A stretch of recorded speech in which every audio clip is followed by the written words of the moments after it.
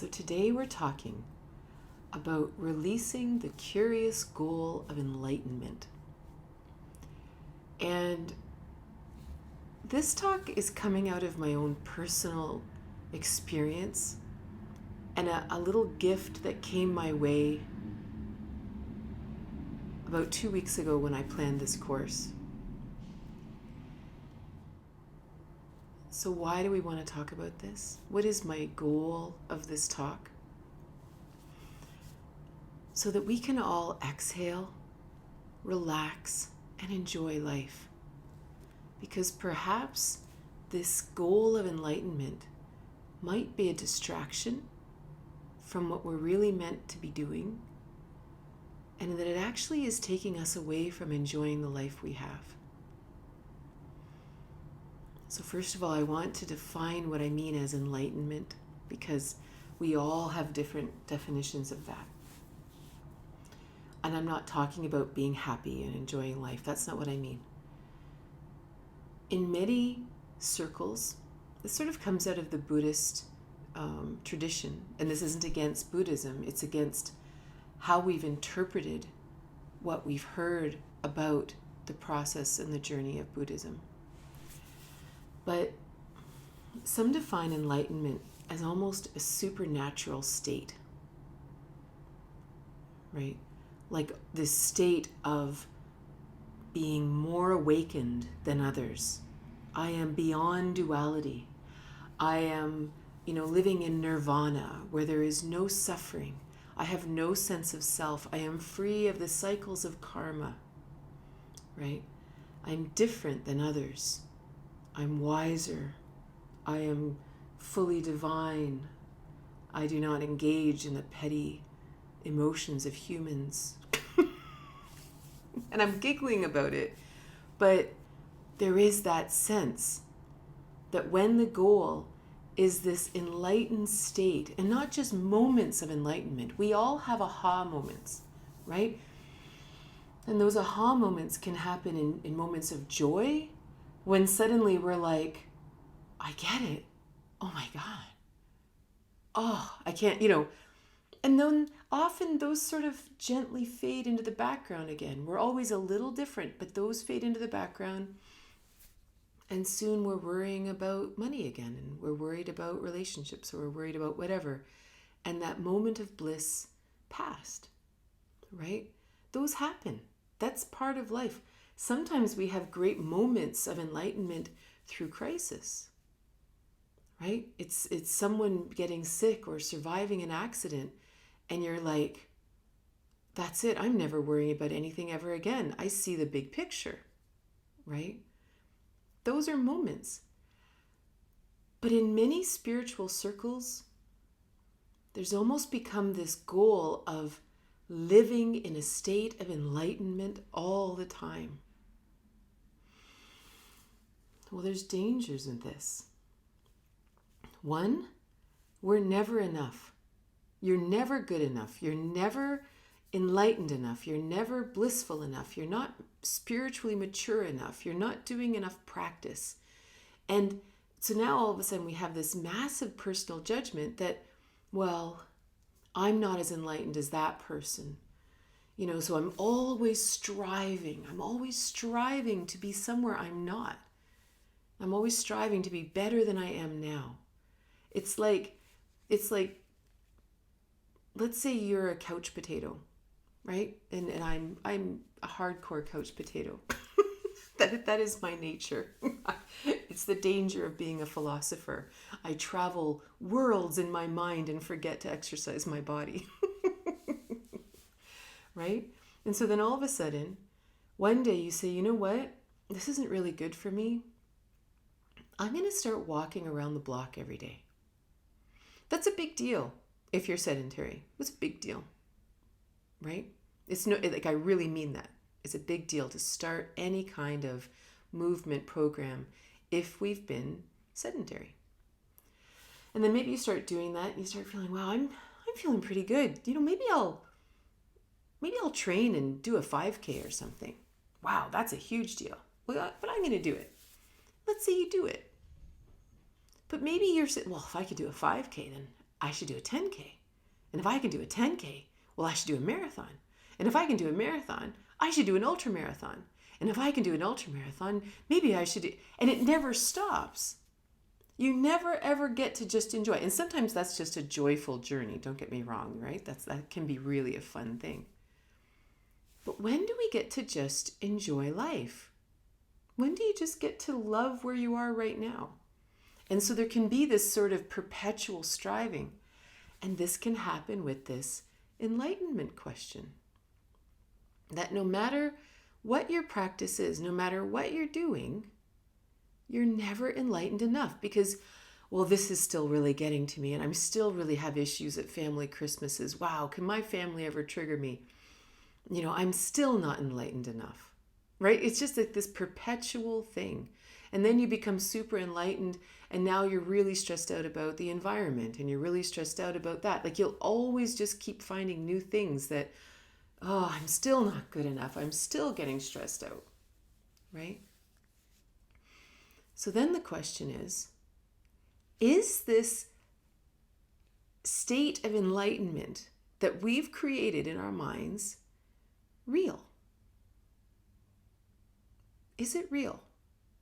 Is it even attainable? Or is it some strange carrot that is being held in front of us that you never actually attain because perhaps it isn't real?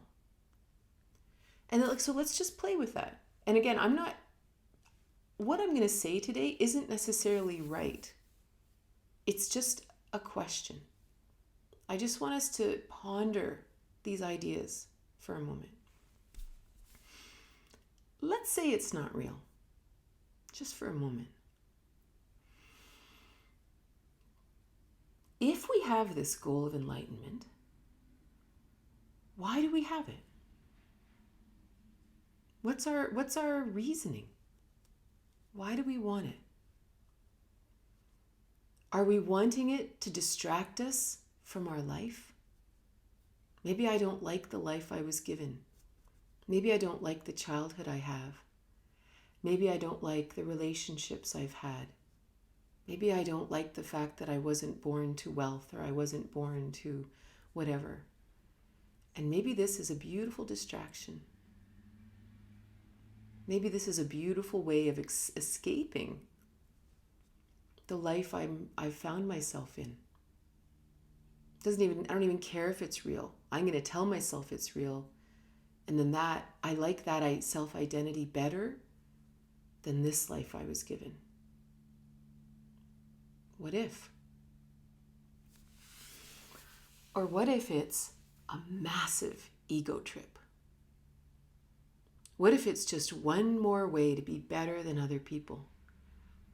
Oh yes, I have transcended the need for money, but I am more enlightened than you are.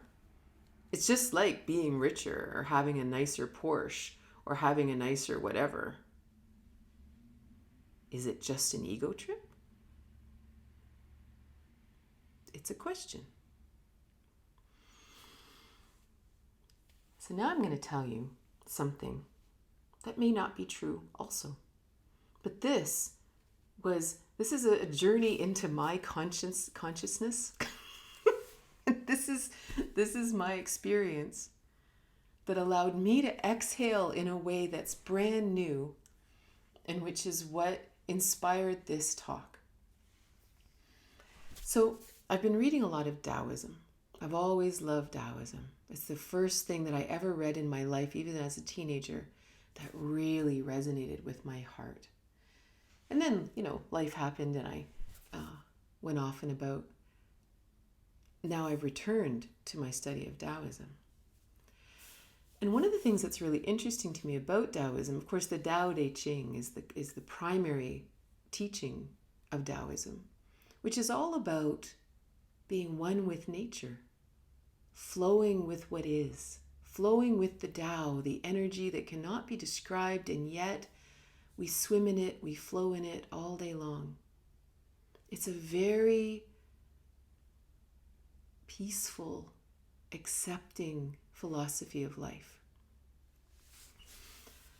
But then, in my studies of Tantra and intimacy and things like that, you run across all these things like the Dow of Sex, even all of Mantak Chia's work, and all these beautiful people who've done all this amazing work about inner alchemy and developing almost like developing immortality, halting the aging process, all these kind of things. And you're like, wow, that's really interesting.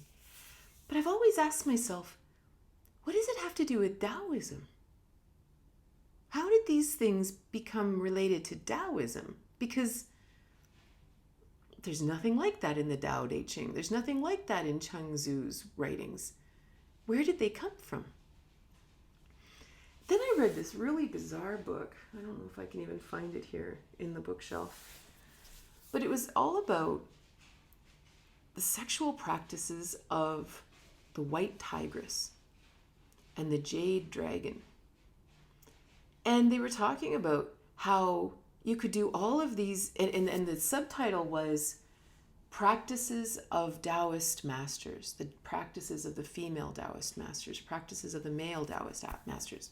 So of course I'm really drawn to that, right? Like, this is interesting. Like, oh, this is cool. And I'm reading the books, and I'm really trying to have an open mind, and I'm like, what are they talking about? Like, and I don't even want to get into what they were actually talking about, but I just kept reading it thinking, what the heck does this have to do with Taoism? Like, I just couldn't figure it out. So then I was reading this book, The Watercourse Way by Alan Watts, and he was talking about Taoism. And he was saying how there are at least two different streams of Taoism. The first is what he would call contemplative Taoism, which is what I've always understood Taoism to be. And then there was another one called Xian Taoism. And this is the path to immortality. This is the path to developing supernatural powers here on earth. And when you really put this side by side with like the Tao Te Ching, they're almost opposites. The one says, embrace the nature of water. It lays where the lowly are. It lays where people don't want to go. Flow with nature. Flow with the balance. Flow with life. And this other hand says, no, we will cheat life. We will become immortal. We will have superpowers. We will be able to command the winds. We will be able to, right? And I'm like, so I'm really sitting, thinking about this going, I don't understand. So that's what I've read. From here on, for the next 5 minutes, is perhaps what I've made up. So just to kind of put this in context, don't take what I'm saying now as truth. This is just how my brain works. So I'm sitting there thinking, where did this second stream of Taoism come from? And the idea came to me that in every belief system, we have heroes. We have teachers. It could be Jesus, it could be Muhammad, it could be, these prophets that we look up to, that we want to be like, whatever. And in the Taoist lineages, they have stories of the immortals, of the transcendent ones. And, the immortals live here, or the transcendent ones are there, or whatever. Or even we often have stories of so-and-so who lived for 500 years. We have the Taoist master who lived for 700 years. And I thought, is that what makes it Taoist? Because there are stories of Taoist masters who lived for hundreds of years? Because there are stories of immortal beings in the Taoist stories? Is that where it comes from? So then, did this desire to become immortal come from the desire to be like these beings in the stories? That because the Taoist masters lived for hundreds of years, this must be the goal of Taoism. Or because there are beings that they considered immortals or transcendents, is this the goal of Taoism? Because thousands of years ago, when Taoism was really flourishing, it did separate off into many, many, many churches, which often happens, right, with religions. And I thought to myself, what a funny thing. So now here's something else that, again, is my personal working theory of the universe, not necessarily true. We all have a working hypothesis as to what's true in life. I don't understand humanity at all. I don't understand the people that are here and all that kind of thing, and why we're all so different. But I truly wonder if we are all beings from galaxies all over the universe, but here on Earth we appear human, right? It's kind of like there's the movie K-Pax with Kevin Spacey, and he was an alien. He was from another planet, and one of the other actors says, "Well, why do you look human though? Why do you look like me?" And he says, "Because this is the most efficient organization of the energy here on Earth." And so I often wonder about that. I often wonder if many of us are from very different places in the universe, but we all look humanoid. So this is a bit of an aside, but I do wonder about that. It's something I think about a lot when things happen in the world, or when, bad things happen or good things happen or whatever. I wonder about that. It's a bigger story, bigger question. But then I think about these immortals, these transcendent beings of the stories, of the ancient Taoist stories, or the ancient stories in China. What if they weren't even humans? Like, what if they really were from somewhere else? What if they really were whatever? And now all of us humans are looking at them saying, "Oh, well, I want to be like you. I want to be immortal like you." Okay, well, we've got to start developing practices to try to become immortal. Well, what can we do with this chi within us? What can we do with the jing within us? What can we do to transcend this physical life and become something else? And as I was sitting pondering this, I was like, wow, you could waste an entire life doing crazy practices to try to become something that's not even the reason you're here. Like, when you really think about, why are we here on Earth? Why are we incarnate? Why did we get this curious makeup? Why have we had the lives we've had? Why do we have the current situation we have? Is it to become beyond duality? Is it to become in a state that we live forever? Is it something we even want? Like, do you really want to live for 400 years? Can you imagine the philosophy we would have to have in our hearts to live in a way where we actually outlive our partners, our children, our grandchildren, everyone around us, everything we've ever known? Is it something we even want?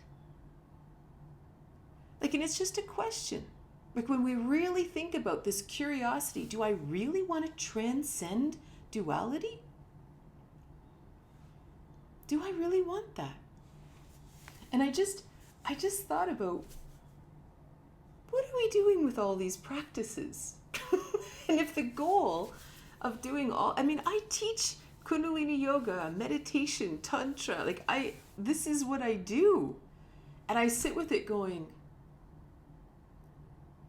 there is value in the practices, but if our goal is enlightenment, does it actually cause harm? Right? Because then suddenly we start almost spiritually bypassing ourself, right? All of a sudden, okay, I'm doing the yoga, I'm meditating, I'm eating right, I'm doing everything right, but I'm not actually paying attention to the issues in my life right here and now.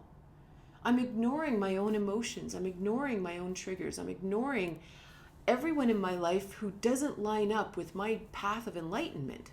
No, no, no, no, no. I only want good energy around me. No, no, no, no, no. I don't want to do that because that's not helping me. You know what I mean? Like, what if the whole thing actually makes us crazy?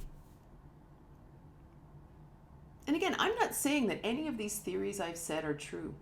I'm not even saying that that's necessarily why these other schools of Taoism appeared. These are just my ponderings over coffee as I think about the history of Taoism. So where do we go from there? Let's just say that's true. Like, as I sat with this, I thought, wow, can you imagine the decades you could spend doing things, hoping for immortality? But whoever achieves it, when you think of the greatest enlightened people, the teachers that you have great respect for, they passed on. Did they reach some great state of enlightenment where they transcended duality? And it's curious, right? It's just interesting. So then we ask ourselves, to what end are all of these practices that we do? Why do we do them? Why should we do them? Should we just give them all up and, take up smoking and like, is that what we should do? Like, we should just throw it all out because the whole thing is dumb? I don't think so. I think the practices that we do and the way that we're moving in the world is right. I just don't think this goal of enlightenment, to live in an enlightened state where I am in constant bliss, that I am always happy, I think that's the problem. And when we can delete that, suddenly all of our practices make sense and we'll actually do them. So for example, why meditate? Why bother? Again, because we're not meditating to become enlightened or to develop supernatural powers or to be able to be telekinetic or clairvoyant or anything like that.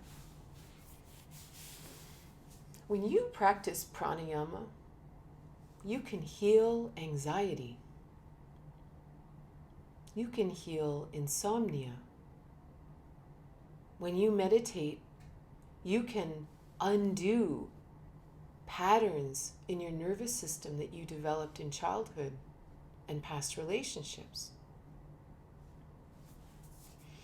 When you meditate, you can practice developing a witness mind so that in difficult conversations, you're able to become the center and actually focus on the truth, or focus, or to remember what you really want to accomplish in this conversation. To remember that you love this person. I don't want to hurt them. That's why we meditate. So imagine instead, if I said to you, you know what, it's really healthy to meditate 10 minutes a day, or to find a pranayama. It doesn't even matter what pranayama it is. You find one that really resonates with you, that you love doing. And you know in your heart, wow, if I do this meditation every day for 10 minutes, I'll be calmer at work. I'll be calmer when I'm feeling emotionally charged at family events. I will be able to hear my own truth. Maybe you just, like for me, my favorite way to meditate is very remedial. Like, it's very much when things are going crazy, I sit down and I close my eyes and I breathe until all the spinning stops. This is really important medicine. It's important to have this ability. And every one of us can do it. Every one of us can sit down and close our eyes and breathe. And like Pavlov's dogs, instantly feel calmer. Right? That's a great reason to meditate. Right? And there's another 1,000 great reasons to meditate. Why do we want to develop this witness mind? Why do we want this center? Why do we want to develop the ability to be meditative in life? Well, it's interesting. In the 17th and 18th century, this was actually called the Age of Enlightenment, ironically. It had nothing to do with what we're talking about. What we're talking about comes from more of a Buddhist spiritual path. But in that time, it was a time when they said, they also call it the Age of Reason. That we are more than just people at war with ourselves and humanity and the world. We are capable of thought. We are capable of faith. We are capable of such greater things. We are capable of philosophy. Think about that. Think about developing the witness mind. Think about this amazing ability we have to observe our own life with kindness and objectivity. Think of the difference between sort of living a life where we're being thrown from pillar to post. You know, my friend Nelda once said to me a long time ago, when I was particularly being thrown from pillar to post, she said, "You have a choice, Katrina." She said, "You can either live like you are in a pinball machine, only changing directions when you hit a wall, or you can learn to listen." And she wasn't talking about listening to her. She was talking about listening within. This is developing our witness mind. This is our ability to develop that neutral space inside that no matter what's going on, we take a deep breath and we observe what's going on and right in the middle of chaos saying, "I've done this before. This is a pattern. I am reacting in a way I've done hundreds of times before. Is there a different way to respond right now?" This is incredibly valuable in life.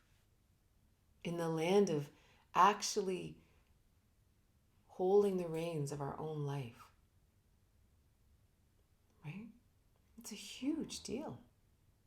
Huge deal. What about the ego? Because one of the beautiful things about this goal of enlightenment is you have no ego. Right?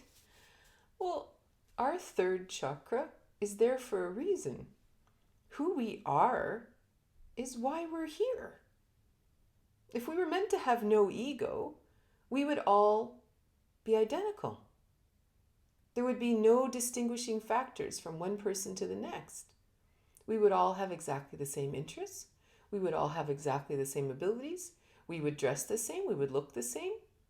We'd believe the same things. We would have no sense of differentiation between each other.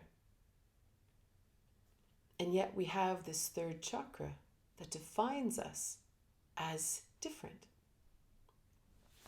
So perhaps there is perfection in that design. Maybe we're meant to be different. Maybe we're each meant to have very unique and different experiences. In some philosophies, they say that each of us are a unique refraction of God. So now all of a sudden we have 7 billion different versions of the divine here on earth.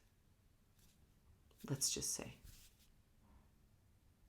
Well, wouldn't it only make sense to actually live out that unique refraction of the divine? Why would we get rid of that?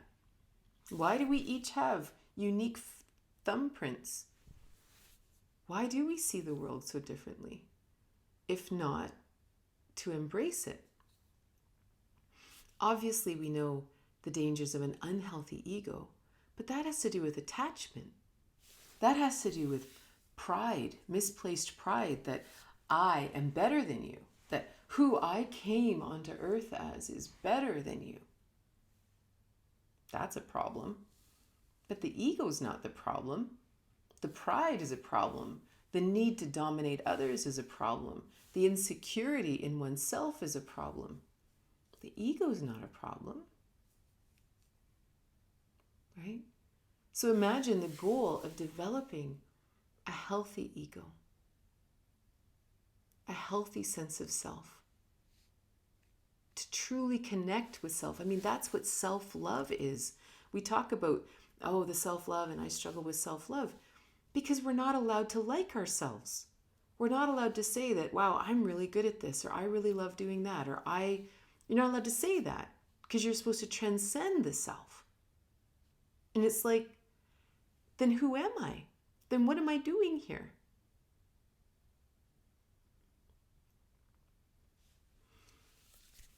Why should we do yoga? Why would we do the practice of yoga?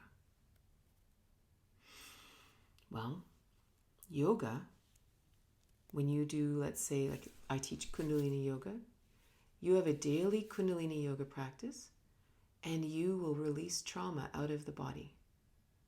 You will heal old wounds. You will create new psychological patterns in your system. That's awesome, right? Why practice Qigong? Why practice Tai Chi? Because you can heal the body, and your body can have more mobility, and you can enjoy being here on Earth more. Can you imagine how different it is to go and decide to sit down and do a yoga practice every day for an hour or half an hour, whatever? When my goal is to feel great all day, that's why I'm doing it. I just want, not enlightenment. No. I don't want to be enlightened. I just want to feel amazing all day. I want to feel centered. I want to feel energized. That's what I want. That's a very tangible, connected goal, right? That makes you really want to do it, as opposed to this pie in the sky idea. And it's like, nah, maybe not, right? One of the paths of yoga is the jnani yogi. Jnani yogis have bookshelves like this, right? Why read the writings of ancients and wise people? Why do that? Why bother? For enlightenment? Or is it simply to expand what's possible in the world? Most of us have had a very limited education. Oftentimes, it's really just what we learn in school. And sometimes because we're judged on what we learn in school and what we can regurgitate, we don't even want to read anymore. We don't even want to learn for pleasure anymore, because learning is connected with tests and judgment and purpose. We have to learn it for a reason, right? But what if you just learned out of the pure intrigue of being alive? And you could read quantum physics, or you could read about theories in basketball. It doesn't matter. But whatever it is, it expands the playing field of your mind a little bit. And then as you walk through your life, all kinds of things are possible, right? Because your mind is expanded. That's a great reason to read. Imagine studying spiritual things, not for the goal of enlightenment, but to really feel one with life, feel one with the people around you. Imagine not having judgment. Imagine we get rid of this whole idea that I am awake, but they're not awake. They are the unawakened. They're asleep. I am awake. right? Like, I was laughing. So I have a thing about leaf blowers. I hate leaf blowers so much. And of course, I could look at it as saying, well, I hate leaf blowers because I'm awake. I mean, I can't believe that you are wasting fossil fuels to blow leaves, and they're loud and you're lazy and you should be just raking them. This is my evil mind talking. Right? And of course, and so I'm all being awake because this person's wasting fossil fuels, just destroying nature or something. And they're looking at me going, what a silly person. There are efficient ways to clear your lawn. And they think they're the awake one. Well, who's the awake one? Obviously, I think I'm the awake one. And anyone who agrees with me about my philosophy of life is the awake one. And the ones that over there who are spraying Roundup on their dandelions and whatever, they're like, look at those people, dandelions all over their lawn. They're idiots. It's like, it's a huge challenge. But what if we just deleted the whole concept? Look, we just deleted the whole idea that someone can be more awake than someone else. Like, just get rid of it altogether. I am not, because again, this all comes from this climbing Jacob's ladder, becoming more enlightened. I am on my journey of enlightenment. I'm almost there, but look at those lowly people. They haven't even started their journey of enlightenment. They don't even know that this is possible. Like, what if this isn't real? What if this is nonsense? What if we're all just living? And that person does their thing. And whether I like it or not, I like it or not. I don't like that. I do like that. I don't like spicy food. I love nachos. Doesn't make spicy food wrong. Like, what if we just got rid of that? And we just lived. And there is no separation. We don't have to agree with anyone. We don't have to put up with bad behavior. We don't have to do anything. We can live our life navigating as we desire, and no one has to be wrong. We just have to go towards what draws us. No enlightenment. None of it. Just happy. What if the journey, the spiritual journey, and this is what I actually believe a spiritual journey is. I believe that we are incarnate physical beings here in a three-dimensional plane of duality. I believe that because that's what my experience is. But I also believe that we are energy beings. That somehow if we had different eyes, we would see the colors of the chakras. And we would see how expansive we actually are. But these eyes we were given, unless you're clairvoyant, which I'm not. With these eyes are designed to see matter in this particular dimension. So I see this physical form and I feel this physical form because that's what our touch is designed for. We are designed for this.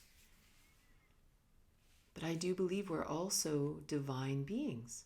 Whatever that is, it doesn't mean we're immortal. It doesn't mean we are transcendent. It doesn't mean all these things. But I believe we are connected to something greater. And when we close our eyes, we can feel it. And we can have experiences of oneness with the universe while being in this physical body. What if that's the journey?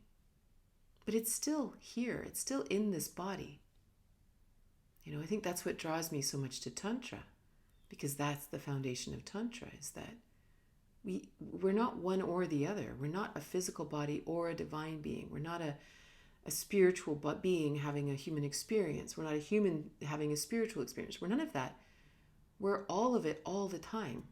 Like there's no label for it. You know, we are physical and we are divine and we are emotional and we are whatever. What if that's the goal? The other thing that really helped me in all of this was there was something about releasing this immortality concept. Because I've been thinking about it for a long time. I've been studying the masters, you know, probably the first time I ever, the books are way up there, but I have this set of books called The Teachings of the Masters of the Far East. And I read them a long time ago. And they were the stories of these societies that lived up in the Himalayas of people who were immortal. And it really got into me that this is possible. But I don't think the immortality is the point. And I swear there's something about that ever since the first time I read that. It's like, we're not supposed to age. We're not supposed to die. We're not supposed to do this. Something got into my head. And again, I'm not saying I'm right here. We might do a talk 6 months from now where I may just, you know, change my mind about all this. But there was something about this idea that allowed my soul to exhale.